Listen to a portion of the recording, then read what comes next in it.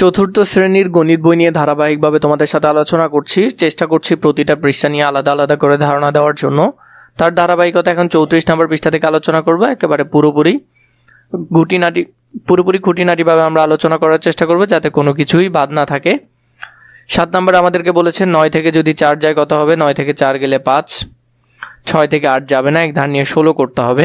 16 থেকে যদি 8 যায় 8, তাহলে এখানে আছে কত, এক ধার নেওয়ার ফলে আমাদের এখানে 1 থেকে 1 চলে গেলে 0, তো 0 থেকে 7 যাবে না, এক ধার নিয়ে 10 করতে হবে। 10 থেকে যদি 7 চলে যায় তাহলে 3, তাহলে এখানে যদি 3 হয়।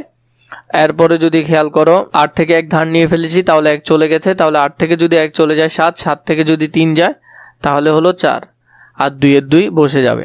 এরপরে যদি আমরা এখানে দেখি 7 থেকে যদি 1 যায় 6, 9 থেকে যদি 8 যায় 1, 1 থেকে 6 যাবে না, এক ধার নিয়ে কী করবো 11 করতে হবে। 11 থেকে যদি 6 যায় তাহলে হবে 5, তাহলে এখান থেকে 2 থেকে 1 ধার নেওয়ার ফলে এখানে আর আছে কত 1, 1 থেকে 7 যাবে না, এক ধার নিয়ে কত করতে হবে 11 করতে হবে। 11 থেকে যদি 7 যায় তাহলে হলো 4, 5 থেকে 1 ধার নেওয়ার কারণে 5 থেকে 1 কমে গেছে, তাহলে 4 থেকে 2 গেলে 2। এরপরে আমরা যদি এটা দেখি তাহলে আমাদের বিয়োগ করতে হবে। 0 থেকে 9 যাবে না, এক ধার নিয়ে 10 করতে হবে। 10 থেকে 9 গেলে কত হবে 1 হবে। তো এখানে দেখো এই যে 0 আছে, এই 0 থেকে আমরা 8 যাবে না, এক ধার নিয়ে কত করব 10 করব। ওই যে আগে 1 ধার নিয়েছিলাম সেটা বিয়োগ করতে হবে, তাহলে 10 থেকে 1 চলে গেলে 9, 9 থেকে যদি 8 যায় তাও কত 1। এখানে 0 থেকে কি যাবে না 7 যাবে না, এক ধার নিয়ে কী করব 10 করব। 10 থেকে যদি 1 চলে যায় তাহলে হলো 9, 9 থেকে যদি 7 যায় তাহলে 2। 0 থেকে 1 ধার নেওয়ার ফলে এখানে আর কত আছে, 0 থেকে 1 ধার নিয়ে 10 করব, 10 থেকে 1 চলে গেলে 9, আর ওই যে একটা ধার নিয়েছি সেটা আর এখানে বসবে না। এখানে যদি 10 নম্বরটা যদি খেয়াল করি 1 থেকে 4 যাবে না, ধার নিয়ে কী করতে হবে 11, 11 থেকে যদি 4 যায় তাহলে কত হবে 12, 13, 14, 15, 16, 17, 18, 19, 11 থেকে যদি 4 যায় 5, 6, 7, 8, 9, 10, 11, তাহলে হবে কত 7। তো 6 থেকে যে 1 ধার নিয়েছি তাহলে এখানে 5 আছে, 5 থেকে 2 গেলে আর কত হবে 3 হবে। 3 থেকে 0 গেলেও কত হবে 3 হবে। 2 থেকে 8 যাবে না, এক ধার নিয়ে কী করতে হবে 12 করতে হবে। 12 থেকে 8 গেলে কত হবে 4 হবে। তো 7 থেকে 1 ধার নেওয়ার কারণে এখানে আছে 6, 6 থেকে 9 যাবে না, এক ধার নিয়ে কত করতে হবে 16 করতে হবে। 16 থেকে যদি 9 যায় তাহলে হবে 7, 9 থেকে 1 ধার নেওয়ার কারণে এখানে আর আছে কত 8। 11 নম্বরটা যদি খেয়াল করি 0 থেকে 9 যাবে না, এক ধার নিয়ে কী করবো 10 করব। 10 থেকে যদি 9 যায় কত হবে 1 হবে। এখানে আছে 0, 0 থেকে আমরা কি করব 1 বিয়োগ করতে পারবো না, আগে আমরা যে ধারটা নিয়েছি এখান থেকে সেটা বাদ দিতে হবে। 1 ধার নিয়ে 10 করব, 10 থেকে ওই 1 ধার নেওয়া একটা বিয়োগ করলে কত হবে 9 হবে। 9 থেকে 8 গেলে কত হবে 1 হবে। তাহলে এর পরবর্তী সংখ্যাটা দেখো, পরবর্তী সংখ্যা আমাদেরকে ওই একটা বিয়োগ করতে হবে, তাহলে এখান থেকে ধার নিতে হবে 10, 10 থেকে যদি 1 চলে যায় তাহলে আর হবে 9। সেম এই সংখ্যাটার পর আমাদের এটাও করতে হবে, কারণ এখান থেকে 1 ধার নিয়েছি, তাহলে এখান থেকেও 1 চলে যাবে। এটা থেকেও 1 ধার নিয়েছে, এটা থেকেও 1 চলে যাবে, আর ওই শেষের ধারটা এখান থেকে কেটে যাবে। এগুলো তোমরা পারবে, তাই আর বিস্তারিত বলছি না, তোমরা বিয়োগগুলো পারবে ভালো করে। যদি তাও সমস্যা হয় আমাকে কমেন্ট করে নিশ্চয়ই জানাবে যে স্যার একটু বিস্তারিত বললে ভালো হয়। নিঃসন্দেহে আমি তোমাদেরকে বিস্তারিত বলবো। 1 থেকে 6 যাবে না, 5 থেকে ধার নিয়ে কী করব 11 করব। 11 থেকে যদি 6 যায় তাহলে হবে 5, 5 থেকে 1 কমে যাবে। 4, 4 থেকে 7 যাবে না, 1 ধার নিয়ে 14 করতে হবে। 14 থেকে 7 গেলে কত হবে 7ই হবে। তাহলে 6 থেকে যে 1 ধার নিয়েছি তাহলে এখানে কমে গেছে 5 আছে। 3 থেকে 1 ধার নিয়ে কত হবে 15 হবে। 15 থেকে যদি 8 যায় তাও কত হবে 7 হবে।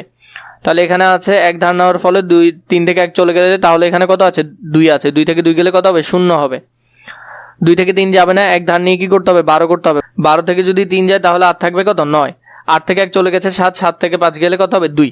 তো এভাবে করে বিয়োগগুলো করতে পারবে। আমি প্রতিটা আসলে সময় নিয়ে ধরে ধরে দেখিয়ে দিচ্ছি যাতে তোমরা করতে পারো এবং যাতে অ্যাটলিস্ট আনসারটা মিলাতে পারো। এখানে মাঝে মধ্যে আমারও ভুল হতে পারে, তোমরা একটু ভালো করে দেখবে যে ভুল হচ্ছে কিনা, নিশ্চয়ই আমাকে কমেন্ট করে সেটা জানাবে। পাশাপাশি বিয়োগ করি আমরা, পাশাপাশি বিয়োগগুলো কীভাবে করি এখানের মধ্যে আমাদেরকে একটা উদাহরণ দিয়েছে, যেমন এখানে 1 ঘর 9, 9 থেকে 6 যাবে গেলে কত থাকবে 3 থাকবে।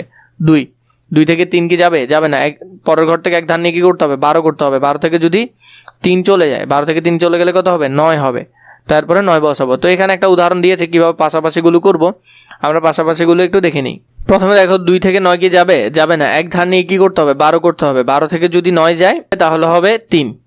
এরপরে দেখো এখানে আছে 4, এই যে 9 থেকে 1 চলে গেছে, 9 থেকে 1 চলে গেলে এখানে আছে 8, 8 থেকে যদি 4 যায় তাহলে আর থাকবে 4।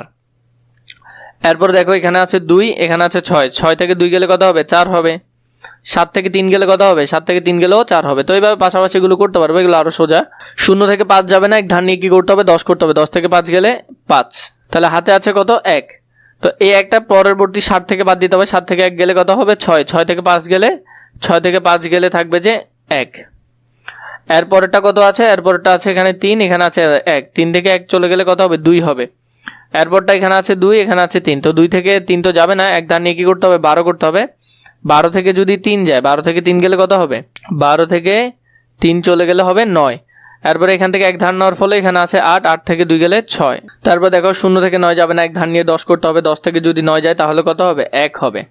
তাহলে এটার কাজ শেষ। এরপরটা দেখো এখান থেকে যে এক ধার নিয়েছে, এক ধার নিলে এখানে আর কত আছে? 0 আছে। 0 থেকে 8 যাবে না, ধার নিয়ে 10 করতে হবে। 10 থেকে 8 গেলে কত হবে? 2 হবে। তাহলে এটার কাজও শেষ। এরপর দেখো পরেরটাতে এক ধার নেওয়ার ফলে এখানে এখন কত আছে? 2 থেকে 1 চলে গেলে 1 আছে। 1 থেকে 7 যাবে না, ধার নিয়ে 11 করতে হবে। 11 থেকে যদি 7 যায় তাহলে কত হবে? 4 হবে। এরপরের সংখ্যা এখান থেকে ধার নেওয়ার কারণে এখানে আর কত আছে? 7 আছে। 7 থেকে 1 গেলে কত হবে? 6 হবে। এরপরটাতে দেখো 3, 3 থেকে 2 চলে গেলে আর কত হবে? 1 হবে। 6 থেকে 3 চলে গেলে কত হবে? 3 হবে। তো আশা করি এটা পারবে তোমরা। এখানে থেকে দেখো 3 থেকে 4 যাবে না, এক ধার নিয়ে 13 করতে হবে। 13 থেকে যদি 4 যায় তাহলে আর কত থাকে? 9 থাকে। তাহলে প্রথমটার কাজ শেষ। এরপর দেখো 9 থেকে 1 ধার নেওয়ার ফলে এখানে আর কত আছে? এখানে আর 8 আছে।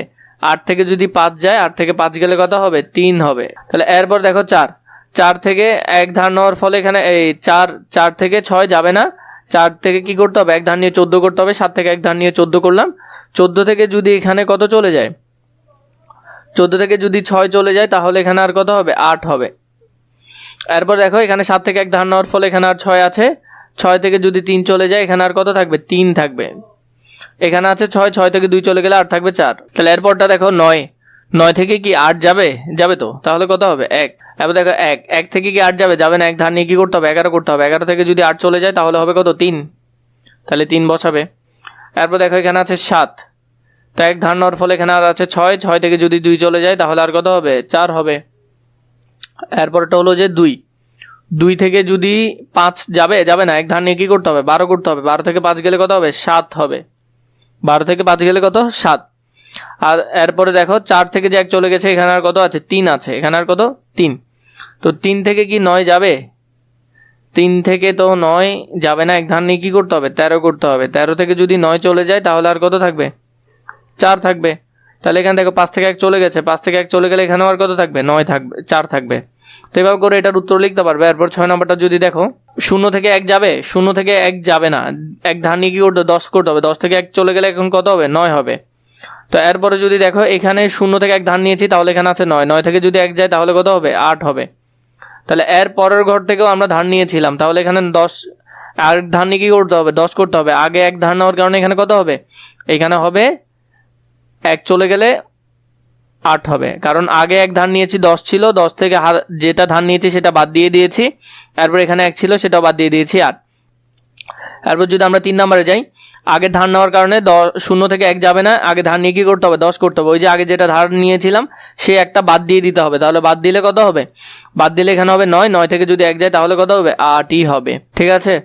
এরপরে শেষেরটা যদি আমরা দেখি এখানের মধ্যে 0 থেকে 1 কি যাবে? যাবে না। তাহলে ধার নিয়ে কী করতে হবে? 10 করতে হবে। যদি 10 করো, 10 করার পর এখানে এই যে একটা ধার নিয়েছিলে সেটা বিয়োগ দিতে হবে। তাহলে বিয়োগ দিলে কত হবে? 9 হবে। 9 থেকে 1 চলে গেলে কত থাকবে? 8 থাকবে। যে একটা ধার নিয়েছো সেটা এখানে বিয়োগ পড়ে যাবে। তাহলে আশা করি তোমরা এটা পারবে। 3 নম্বরে বলেছেন নিচের সংখ্যাগুলো ব্যবহার করে বৃহত্তম ও ক্ষুদ্রতম সংখ্যা তৈরি করে তাদের পার্থক্য লিখি। তো আমরা বৃহত্তমটা আগে এদিকে পাশাপাশি লিখি। বৃহত্তম এখানের মধ্যে কত? বড় সংখ্যা হলো 9, 9 সাথে কত হলো? 7, 7-এর সাথে আছে 5, 5-এর সাথে আছে 2, এরপর হলো 0। ক্ষুদ্রতমটা লিখি। ক্ষুদ্রতম আমরা জানি 0 আগে দিতে পারবো না, আগে কত দিতে হবে? 2 দিতে হবে, কারণ 0 কখনো আগে দেওয়া যায় না। 0 আগে দিলে তো সেটা এই 5 অঙ্কের হবে না আর এখানে। তাহলে হবে যে 2, 0, এরপরে হলো যে 5, 7, 9। তো এটা যদি আমরা বিয়োগ করি তাহলে কত হবে? প্রথমে দেখো 0 থেকে 9 কি যাবে? যাবে না। 1 ধার নিয়ে কী করতে হবে? 10 করতে হবে। 10 থেকে যদি 9 চলে যায় আর থাকে কত? 1। তাহলে এখানে দেখো পরে 2 থেকে আমরা কি করব? যেটা ধার নিয়েছি সেটা বাদ দিতে হবে না, বাদ দিলাম। 2 থেকে 1 বাদ দিলে আর থাকে 1। 1 থেকে 7 যাবে না, তাই এটাকে কী করলাম? 1 ধার নিয়ে 11 করলাম। 11 থেকে যদি 7 চলে যায় তাহলে আর থাকে 4, 4 লিখলাম। তাহলে এখন দেখো যে 4 লিখলাম, এখন আমাদের 5 থেকে কি করতে হবে, 1 বিয়োগ দিতে হবে, কারণ ওই যে ধার নিয়েছিলাম, তাহলে বিয়োগ করলে এখানে আছে 4, 4 থেকে 5 যাবে, যাবে না, 1 ধার নিয়ে কি করতে হবে, 14 করতে হবে, 14 থেকে যদি 5 যায় তাহলে আর থাকে 9। তো এখানে 5 থেকে 7 থেকে 1 ধার নেওয়ার কারণেই তো এখানে আমরা এটা হয়েছে, তাহলে 7 থেকে 1 চলে গেলে আর কত থাকবে, 6। তো 6 থেকে 0 যাবে, যে গেলে কত থাকবে, 6ই থাকবে। এরপর 9 থেকে যদি 2 চলে যায় আর থাকে 7। তো আশা করি এটা তোমরা পারবে, খুবই সোজা। এবং এখানে বলেছে 753 থেকে 230 গাণিতিক বাক্যটি দিয়ে একটি গল্প তৈরি করি। এটা দিয়ে একটা গল্প তৈরি করতে হবে, আমরা গল্পটা একটু দেখব। 4 নম্বরে আমাদেরকে বলেছে একটি গল্প লেখার জন্য, আমরা গল্পটা লিখবো। এখানে 753 থেকে 230 গেলে এটা দিয়ে একটা গাণিতিক বাক্য এবং গল্প লিখবো। গল্পটা আমরা লিখতে পারি, রিমার কাছে 753 টাকা ছিল, সে বাজারে গিয়ে 230 টাকা খরচ করলো, বাজার থেকে ফিরে রিমার কাছে কত টাকা বাকি রইলো। এভাবে করে তোমরা একটা গল্প লিখতে পারো। সমাধানে কত আসলো, 523 টাকা। তাহলে এখানে কত হবে, 523 টাকা